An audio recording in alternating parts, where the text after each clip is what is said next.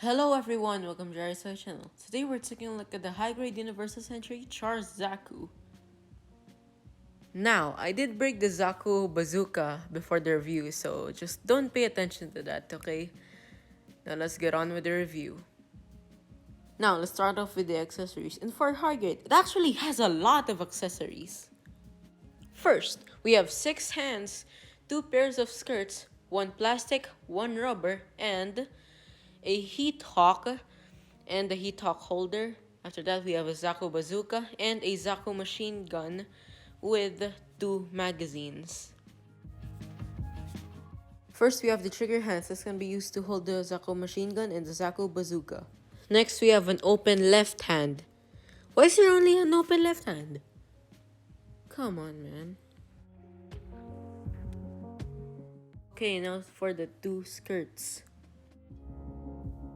Here is Char Zaku wearing the rubber skirt. Now, it's more flexible, which allows for more articulation, but you can't mount like the heat hawk or the extra magazine on it. Next, we have the plastic skirt. Now, on this skirt, you can mount the heat hawk and the extra magazine, but you lose some of the articulation, so... Now for the heat hawk and the heat hawk holder. Now, the only gripe I have about this heat hawk is the edge isn't color accurate. It's supposed to be yellow. And there's no stickers. And here is what it looks like when you put the heat hawk on the plastic skirt. It looks pretty cool. And if you want to put the heat hawk on the hand, you just grab the holding hands and you just sandwich the heat hawk with the hand pieces. It's pretty easy. And here is a pose with the heat hawk. Now for the Zaku machine gun. It's a basic machine gun. It has a removable magazine, which is pretty cool. And you can store the magazine in one of those like little holes in the plastic skirt. Like so. Okay, now the Zaku machine gun has a folding grip and also has a movable sight. To put the Zaku machine gun into the hands, you just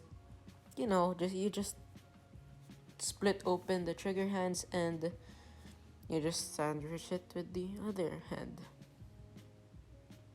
Like normal high-grade hands.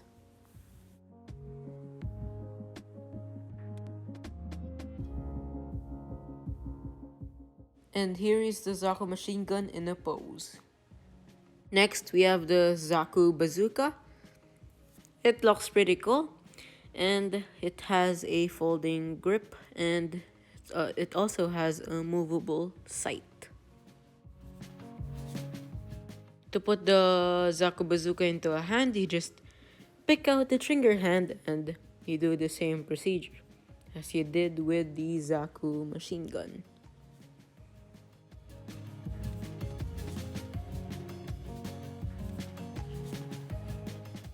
And here is the Zaku bazooka in a pose. It looks pretty cool.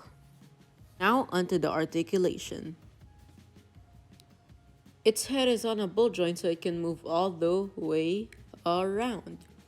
And the ball joint is on a hinge joint so the Zaku can look down, and it looks pretty cool. And in its head, it has a special gimmick. If you pop off its head, and you can see that little tab right there, and that can move the eye, the mono eye, which is pretty cool.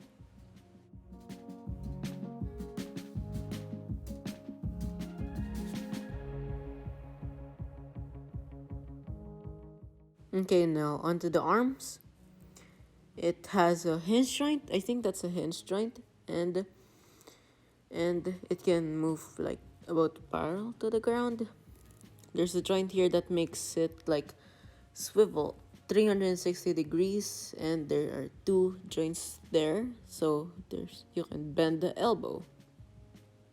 Below that joint is another joint so you can like twist it around. It can move 360 degrees. And in the wrist. Oh, no, not the wrist. Okay. The wrist is on a ball joint, as you can see right there. and it's like really floppy. I don't know why. Now the hand can like rotate 360 degrees because it's on a ball joint. You can do that with all the hands here. Also, you can see why I'm holding onto the wrist, because if you rotate the hand and you're not holding onto the wrist, it will rotate the wrists. It's pretty annoying. The shoulder armor is on a ball joint, and the ball joint can move up and down like that. And other the other shoulder armor is on a post, and that post can move up and down like so.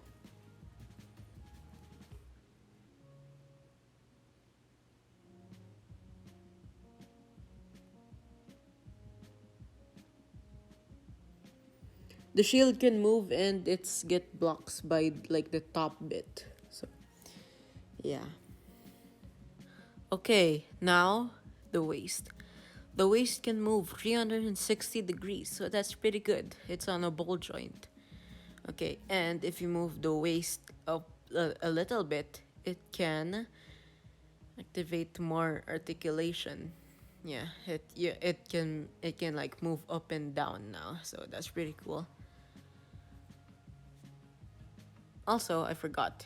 You know those like shoulder things? If you pop them out, they're like on a ball joint, and you can like enable more articulation. So that's pretty cool. Okay, now to the waist armor.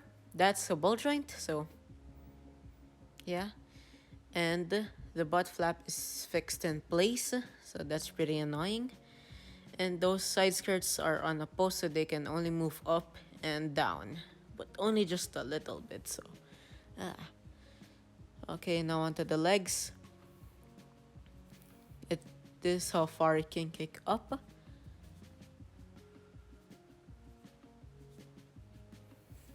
And the front skirt armor popped off.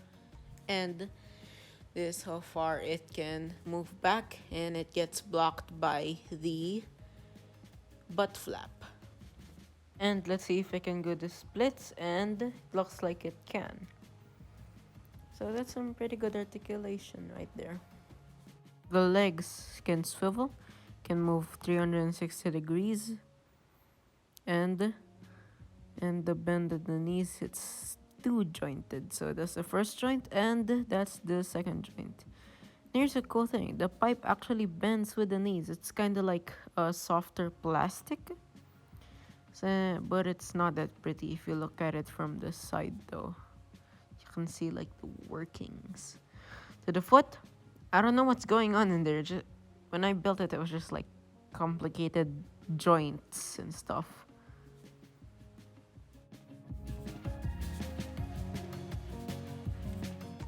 Alright, now, this kit is actually pretty good. My only complaint was the frigging wrists. Why were they so floppy? And yeah, this kit is actually pretty good. I'm going to rate it, I think, 9.5. So that's pretty high up. Anyways, bye and see you later. Stay safe.